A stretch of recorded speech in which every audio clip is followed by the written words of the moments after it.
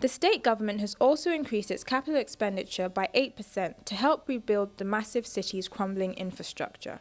On the capital side, the focus is on, completing as many of ongoing projects as possible.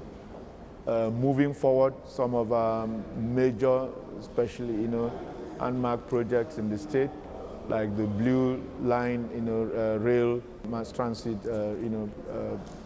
project, the Lagos-Badagry, expressway, activating a lot of the, ferry, routes and water transportation initiatives. Despite the increase in budget allocation, there is still a huge deficit that could threaten the economic stability of Nigeria's economic hub. In 2010, the deficit was $408 billion. In 2011, the projected deficit will be $528 billion. One of the reasons for this is an increase in capital expenditure. In 2010, it was $1.553 billion. This year, it will increase to $1.684 billion. In terms of financing, though, there might be some issues.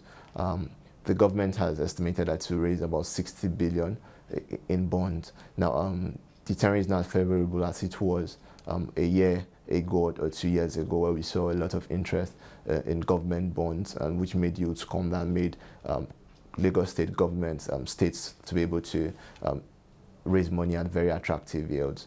This is also an election year, with all the uncertainty that brings.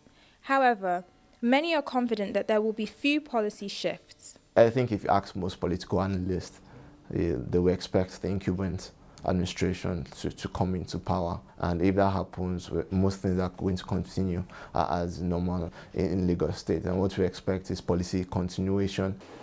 Several parts of Lagos resemble construction sites. More hotels, business offices and roads are on the way, a signal that there are business opportunities. I think just in line with the infrastructure deficit, the opportunities span across all sectors of the economy. Of course, you have power, which is the federal government's concern, and which is a concern for Lagos State. Of course, there's a lot of investment that can be made in power. In transport, we have a deficit of $9.3 billion. And so investments in this area such as this are expected to pay dividends. Through it all, promise may outweigh the difficulties for Lagos.